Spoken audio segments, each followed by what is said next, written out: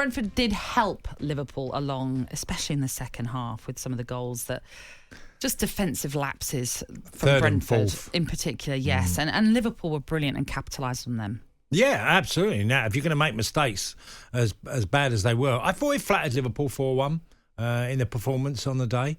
I mean, the third and fourth goal were just comedy of errors. It was a strange game. Brentford started well. First 15, 20 minutes started really well. Looked like they were going to make it a difficult afternoon. Obviously, injuries. McAllister, don't know how he didn't get booked early on because he made a number of fouls now in the game. I thought there was a penalty for Liverpool that wasn't given with Janssen on Jota. Yep. Liverpool lose a few players for injury. Núñez took his goal brilliantly well, which I've kept saying all season. He has to be clinical for Liverpool to stay in this race because he causes so much carnage in the opposition's back line with his running and his ability to make runs from different positions. He'll sometimes do it from out wide and he'll sometimes do it through the middle.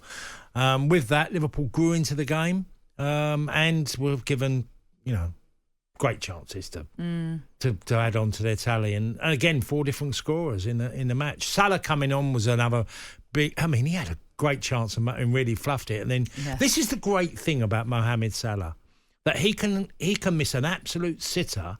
It doesn't affect him for the next time he gets a chance. Yeah. He does that often. Because there will be some players that will play on their mind. Yeah, they've missed that. Yeah, I've been there. I know that sometimes you think about the one you missed, but it seems that whatever reason, he always has got a smile on his face as well, which sort of makes you think, yeah, we ain't going to let you get away with it the next time. But in general, I mean, look, Klopp said it was one of their best performances of the season. In the scoreline, yes. I didn't think it was as convincing as what Liverpool can be with Brentford. Like Sam said, they were given a real helping hand. Yeah, I mean, I wasn't completely blown away by Liverpool with their performance, but as I say, that clinical finish is what they had. And like you say, the opening 20, 25 minutes, it felt like it was a bit of an even game. And Brentford had some chances, but they did drag their chances in that first half, unfortunately, from a Brentford perspective. You picked up on it already, the injuries. There were a number of injuries in that game for Liverpool. I was at the game, obviously, and I was actually with friends who are Liverpool fans, I should say, and we were sort of standing outside watching the Liverpool players, and I noticed Diogo Jota was in a brace. Curtis Jones had a protective boot on. Darwin Núñez was walking freely, but we still don't know the outcome of what happened with him, really.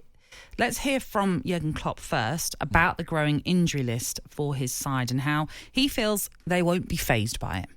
It's our life. It's not. I'm not sure frustrating is right, but maybe we wait until we have the final diagnosis, and then if we have that, then we speak about what we will do with that. But the boys know it in the dressing room already, so we cannot change. We honestly cannot remember that it was once easy since I'm here.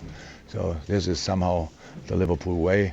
We have to do it a bit on a bumpy road. That's how it is. We take that, we keep going until somebody whistles off, or we don't have 11 players anymore. But at the moment we have them, and let's keep going. Keep going. They are. But are you concerned by some of these injuries now? Well, Curtis Jones worrying me because I think he's been absolutely fabulous for Liverpool in midfield this season. He's come on leaps and bounds from the player. Not that he wasn't a really terrific player anyway, but he feels like a real natural Liverpool player for a long time now. So that's a concern. Liverpool in the forward areas, you just look at the substitutions now. They've got £250 million buys. Literally, if you group them all together, Núñez, Salah, Gakpo, Diaz, Jota, there's a real luxury there of natural goal scorers. Liverpool can handle it. They have a squad with depth. Brentford would envy having that depth in their squad, of that quality of player. So I don't think Klopp is overly fazed by it. Of course you don't like losing players, but if any team could handle losing one or two of their forward line and still be very effective on the opposition, it's Liverpool.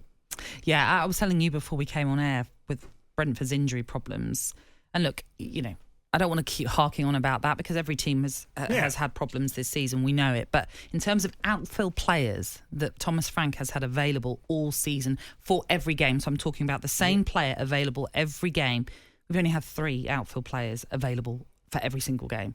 So it kind of tells you the injury issues he's had to deal with. And we do have a smaller squad. That in part because Thomas Frank likes to work with a smaller squad. But also, I think recruitment-wise, didn't quite go according to plan last summer. I think they did want to bolster. That didn't happen.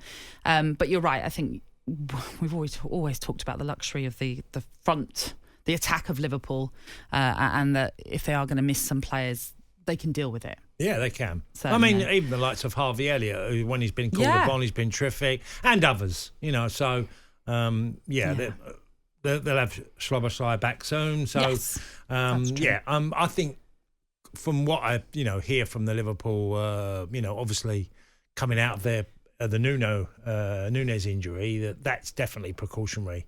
That was nothing wrong. When you say he's walking out, he seemed to walk fine. That's definitely going to be a precautionary one that, they wait for the League Cup final next weekend. Well, exactly. Absolutely. And you mentioned that there was a penalty shout for Diogo Jota. Likewise, Ivan definitely, Toney. yeah. Andy Robertson's challenge comes in the back of him.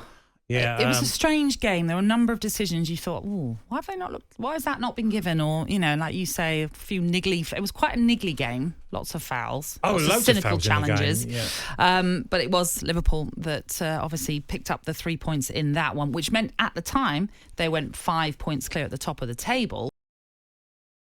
Weekend Sports Breakfast with Natalie Sawyer and Tony Cascarino. Sunday mornings from 6 on AM, on DAB, via the talkSPORT app and on your smart speaker. talkSPORT.